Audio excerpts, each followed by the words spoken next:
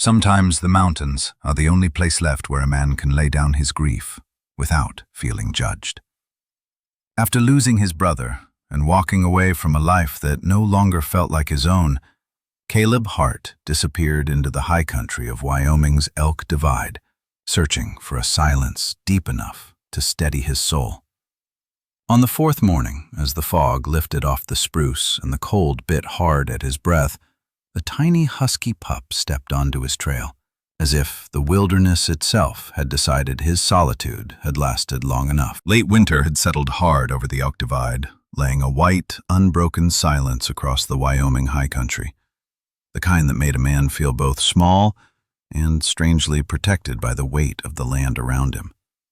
The wind came down off the granite ridgelines in long, cold breaths, carrying the scent of pine sap and distant snowstorms, and the sky had that pale, steely color that promised more weather before the week was over. In that corner of the mountains, where old railroad cuts still scarred the slopes and forgotten telegraph poles leaned like frozen ghosts, Caleb Hart lived alone in a cabin he had rebuilt with his own hands, tucked between two stands of lodgepole pines. At 38, he looked older than his years, a hard face shaped by wind and grief, dark hair grown long at the sides, and a beard that hid the quiet set of his jaw. His shoulders were broad from hauling timber, his movements deliberate and economical, as if he'd learned long ago not to waste energy on anything that didn't matter. He wore a battered buffalo hide coat over a flannel shirt, jeans patched from years of work, and old leather gloves he had stitched himself. Most days he spoke to no one but the mountains, and the mountains spoke back in their own wordless way, through storms, through stillness, through the memory of a fire that had taken his younger brother Joel 5 years earlier. A fire Caleb believed had been no accident, though proving it had cost him nearly everything he once called a life. His only companion now was Coda, a 2-year-old husky with a pale silver coat and ice-blue eyes that missed nothing. The dog carried himself like he knew these mountains better than the man who owned the cabin, bounding through snowdrifts with the confidence of something born half wild. Coda was affectionate in the quiet, perceptive way some working dogs were, never demanding attention, but always close enough that Caleb could feel the warmth of him beside the fire at night. On that particular morning, the cold had a bite that stung even through Caleb's coat, and the sun had barely begun to push gold into the sky when he slung a rifle over one shoulder and stepped out into the hard-packed snow. Coda trotted ahead, weaving between stunted pines.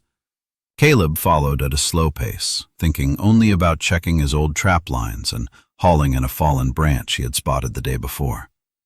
He wasn't expecting anything unusual, not in a life built on routine and quiet, until Coda stopped abruptly at the crest of a low ridge and let out a short, sharp bark.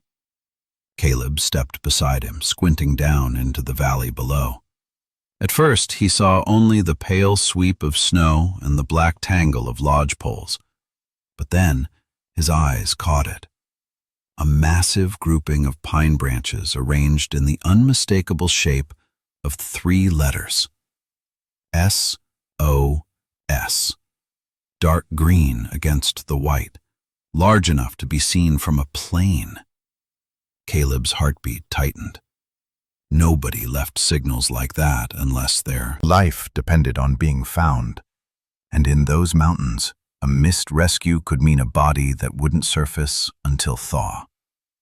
He started down the slope without hesitation, boots crunching through the crust, Coda running ahead in swift arcs, nose to the wind as though following a thread only he could smell. At the valley floor, Caleb saw tracks, deep, staggered prints, one boot dragging slightly behind the other, a pattern he recognized from years of reading terrain. Someone injured. Someone trying to stay upright long enough to lay out a signal. Coda followed the trail toward the old railroad grade, where an abandoned section house still stood near the entrance of Pine Notch Tunnel, a relic from the 1970s when crews lived up here maintaining the line before it was shut down. As they approached, the air thickened with the metallic scent of burning fuel. Then he heard it. A faint clatter of metal against ice, followed by a low groan. He found her half-slumped beside the broken wing of a survey plane, its nose buried in the snow like a bird fallen mid-flight. Riley Monroe looked up through tangled brown hair, her face bloodied, her flight jacket ripped along one side. Even exhausted, there was something steady in her gray eyes, something trained to assess danger before panic. She was in her early 30s, with the lean build of someone used to field work and long days in the air. Caleb knelt beside her, checking her ribs, her leg, her pulse. "I thought I was done," she whispered, voice hoarse.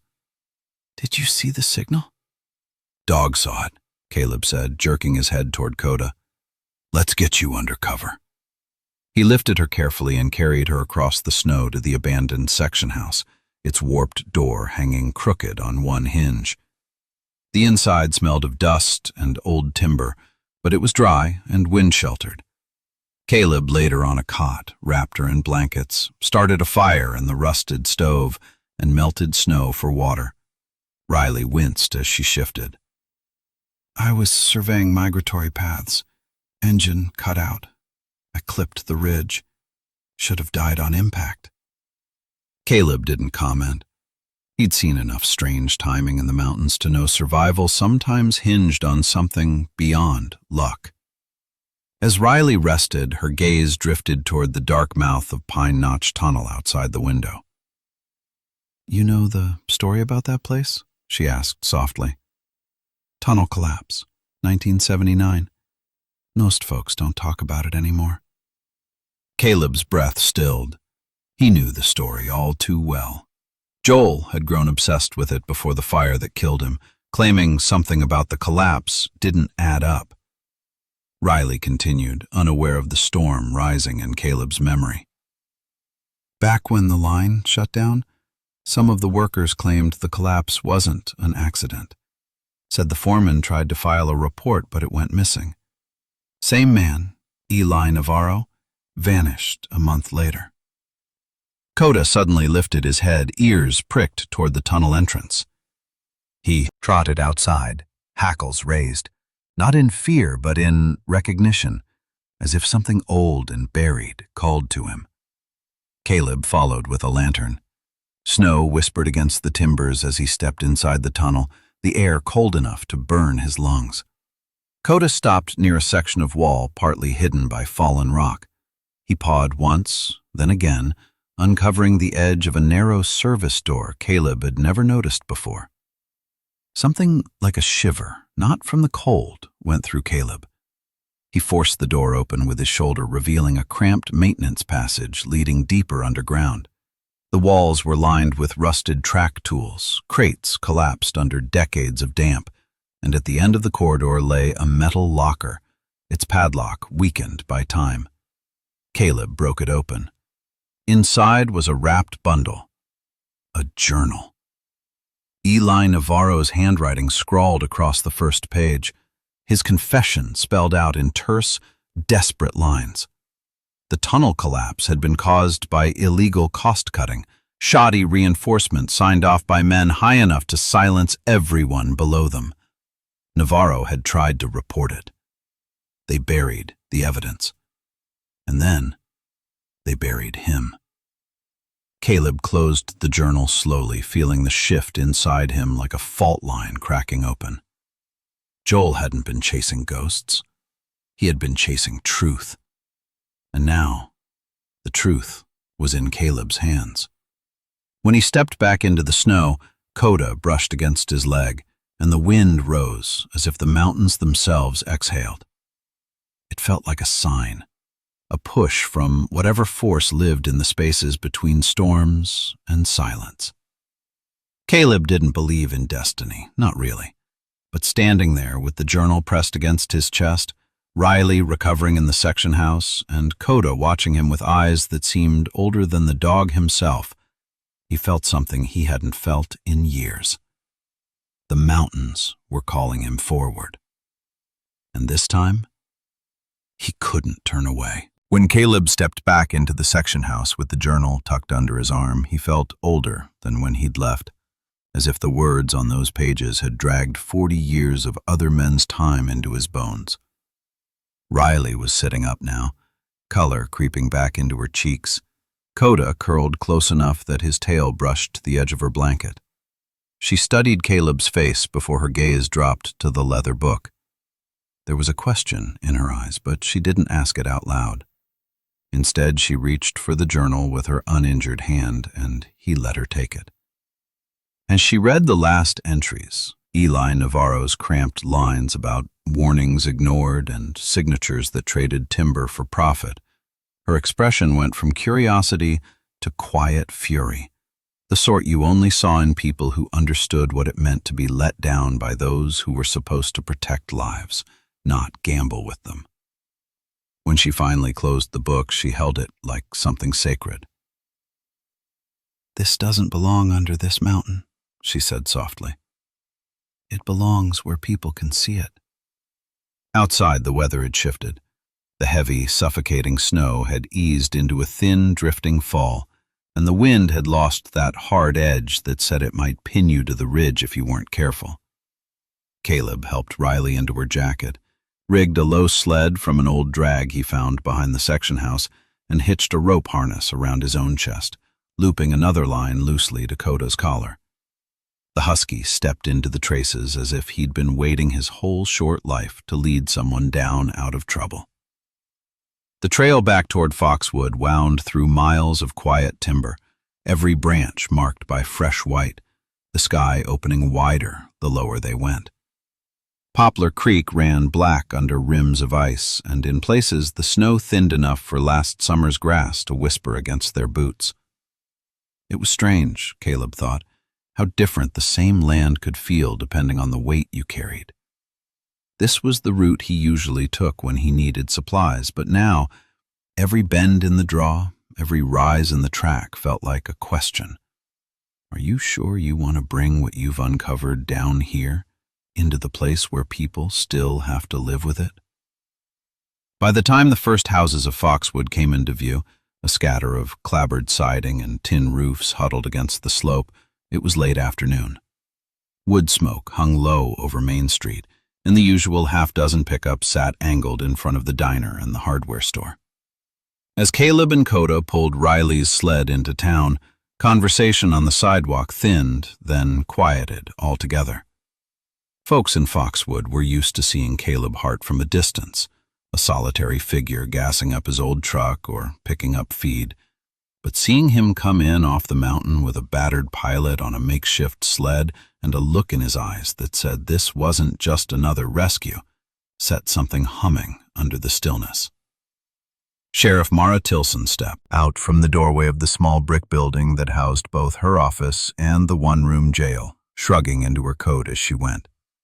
Mara was in her early 50s, a compact woman with a lined, sun-browned face and dark hair cut short for practicality. Before she took the badge, she'd run search and rescue for the county, and there was still a way she carried herself, weight-centered, gaze always moving, that told you part of her never left the field. She took in the sight of Riley, the harness, the journal pressed flat against Caleb's ribs. "You've been busy," she said. Her tone was dry, but there was concern in the way she knelt to check the pilot's pulse. Riley introduced herself, words clipped but calm, and sketched out the bare bones of her crash and what they'd found above Pine Notch, leaving space for Caleb to fill in the rest if he chose. He did, eventually, in the small, overheated office where a faded map of the county hung behind Mara's desk and an old steel coffee pot sat perpetually half full on a hot plate. He didn't tell her about the way the air had felt in the tunnel, or how Coda had seemed to know where to dig. Those were details for another kind of story. But he laid the journal on her desk and turned it to Navarro's confession. Mara read it twice, jaw tightening, fingers drumming once on the scarred wood. "My uncle worked that line," she said quietly when she finished. He never made it home. My mother always said something smelled wrong, but nobody ever got answers. Company folded, records went missing, and we were told that's just how it goes sometimes in hard country. She looked up at Caleb, and in that moment he saw not a sheriff, but a woman who had also been waiting, in her own way, for a truth that refused to come. "We're not burying this," she said. "Not this time." Within a week, the quiet of Foxwood had been broken by the arrival of people who didn't belong to the rhythms of the place.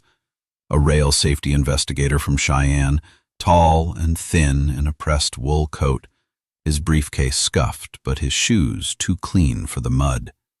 A federal inspector with snow still melting on her parka shoulders, sharp-eyed and soft-voiced, the kind of person who took notes on everything and missed nothing. They both introduced themselves, Mark Delaney and Elena Ruiz, and while their titles sounded official enough, it was the way they listened to Mara and to Caleb that made him believe they weren't just here to paper things over. They asked to see the tunnel, to stand where Navarro had stood when he made his last choices. Caleb took them up himself, Coda pacing ahead, Riley riding in the passenger seat of the sheriff's truck despite the doctor's suggestion she stay in town to heal. "You crash into my mountains. You sit with what they've got to say," she'd quipped when he tried to tell her to rest. But there was a seriousness behind it. Her grandfather had been one of the young men who helped dig out the first load of bodies after the collapse, and she carried his stories the way other people carried photographs in wallets. The investigators were not built for the thin air, or the way snow hid treacherous hollows near the old grade, but they followed without complaint. When they stood in Room B, reading Navarro's last entries by the tight beams of their headlamps, the silence that settled there felt different from the old, oppressive quiet of neglect.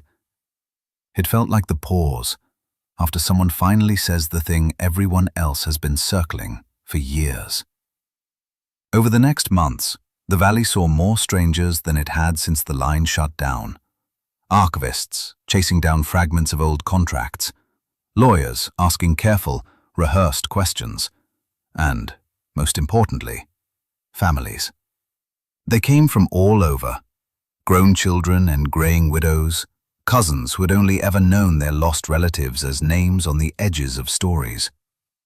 One afternoon, in early spring, when the snow was pulling back from the lower meadows and the first shoots of grass sat bright against the meltwater, Caleb found himself standing outside the tunnel entrance beside a woman in her 70s, small and slight in a dark wool coat, her silver hair braided down her back. Her name was Rosa Navarro, Eli's younger sister. Her eyes were the same shape as the handwriting in the journal, neat, precise, but carrying something fierce at the edges. She had a photograph in her hand, edges worn from years of being thumbed and folded, showing a young man in a work shirt and hard hat, grinning into the camera as if the future were a wide road laid out just for him. "They told us it was bad luck," she murmured, looking at the black mouth of the tunnel. "Said the mountain took him. I tried to believe that, because the alternative was worse. Now I'm not sure which is heavier." Caleb didn't offer the usual lines about closure.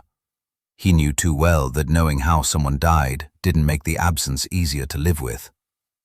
But when Rosa put her hand briefly on his arm and thanked him for not leaving her brother in the dark, he understood that sometimes justice wasn't about making pain vanish. It was about giving people something solid to lean their grief against. Through all of this, Caleb found himself in places he had avoided for years. He sat at the corner booth of the Foxwood Diner, nursing coffee, while Mara updated him on the case, and Riley teased him about his habit of watching the door like someone might burst in with a new disaster. He walked the aisles of the hardware store and realized he recognized more faces than he didn't.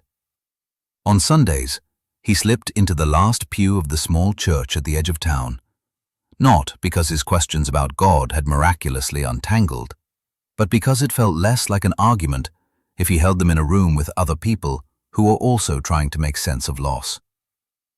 Riley stayed in Foxwood longer than any official debrief required.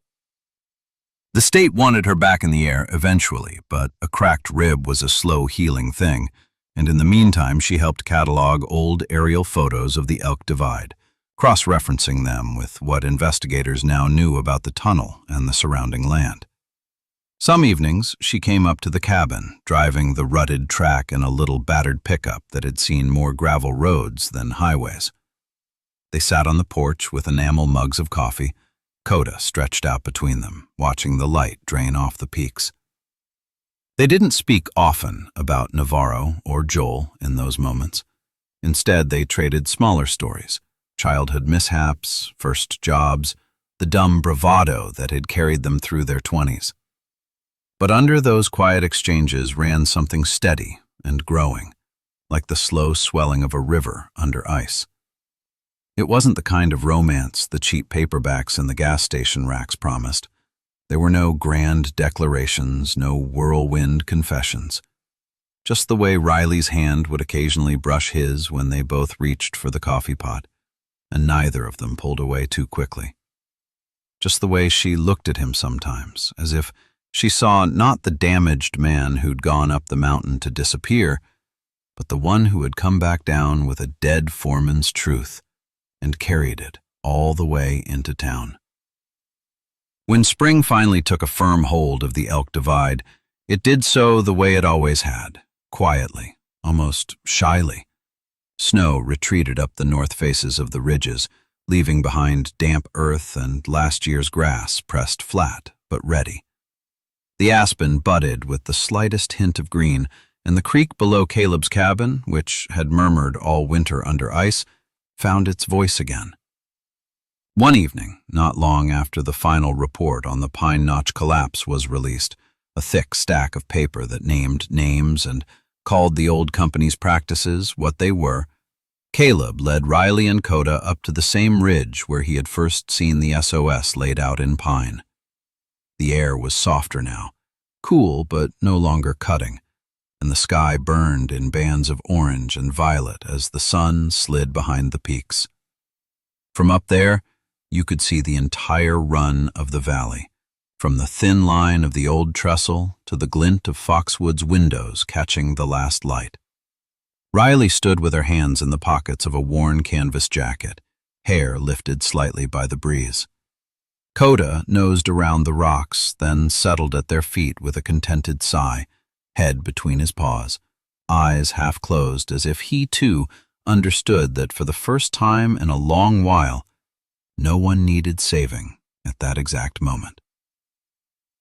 "You ever think about how many things had to go wrong for us to be standing right here?" Riley asked, voice low. "A bad decision on a rail project 40 years ago, a fire in Colorado, an engine failure over the divide, a dog that doesn't know how to mind his own business." Caleb huffed out a breath that was almost a laugh. "Sounds like a mess when you put it that way." "Maybe," she said. "Or maybe it's just the long way around to something good." He thought about Joel, about Eli Navarro, about Rosa on the frozen ground outside the tunnel, whispering her brother's name. He thought about the way the mountains had felt that day in Room B, as if some knot had loosened deep under the rock.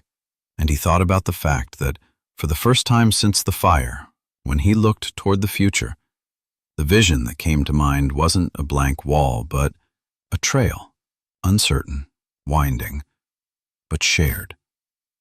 "I used to think miracles were supposed to be loud," he said slowly. "Burning bushes, voices from the sky. Now I'm starting to think most of them look like this. Just getting a chance to fix one wrong thing, or to not be alone with it anymore."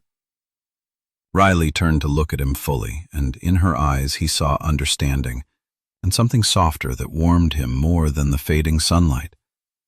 She didn't say anything, but she stepped close enough that their shoulders touched, and they stood that way, in companionable silence, watching the light go. Somewhere below, in the dark line of trees, an owl called. The sound floated up thin and clear, a small tether between day and night. Caleb reached down absently to scratch behind Coda's ears, feeling the steady, living weight of him. The dog leaned into his hand as if confirming something unspoken, that however twisted the path had been to get here, they were exactly where they were supposed to be. In that moment, with the valley laid out before him, Riley at his side and Coda pressed against his boots, Caleb Hart understood that the wild didn't always heal you with spectacle or thunder. Sometimes, it just gave you enough open space and time for the old wounds to breathe, enough shared ground to remember how to live again. And out here, in this rough, beautiful country, that felt like the truest kind of grace. When spring finally settled over the Elk Divide for good, the mountains looked softer somehow, as if the long winter had eased its hold and left the land breathing again. Caleb Hart stood on the ridge above Foxwood with Riley beside him and Coda pressed against his boots, the three of them framed by the slow gold of evening. Down in the valley, the river shone like a thin line of silver, and the wind carried the scent of thawed earth and pine needles warming in the sun. It was a simple moment, quiet. But Caleb had lived long enough to know that the quiet ones were often the moments that mattered most. He thought about the trail that had brought them here, about old secrets unearthed, men finally named and honored, griefs given a place to rest. He thought about Joel and Navarro and all the others who had walked into darkness without someone to guide them home. And standing there with the people he had come to care for, he felt something he had not felt in many years.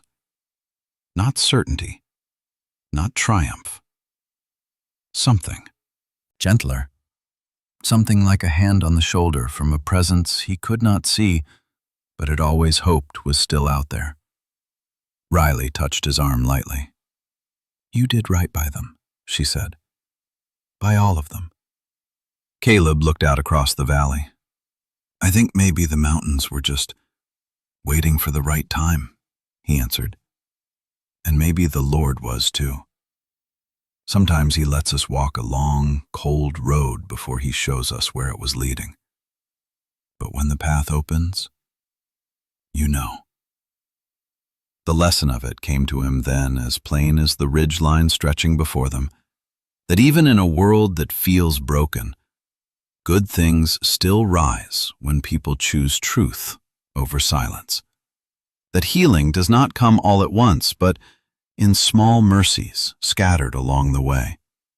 A hand reaching out, a dog leading you forward, a stranger who becomes family.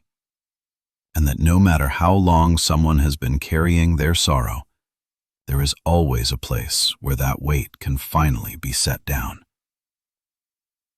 "So here is what this mountain taught me," Caleb said quietly as the sun slipped behind the pines. "You are never as alone as you think. And there is no hurt so deep that it cannot be met by grace when the time is right." If this story touched your heart in any way, I hope you will share your thoughts down in the comments. Your voice is part of the trail we all walk together. Swallowing, if you would like to hear more stories like this one, you are warmly invited to subscribe and join us for the next journey into the wilderness. And until our paths cross again, may the Lord watch over you, steady your steps, and bring light to every valley you travel.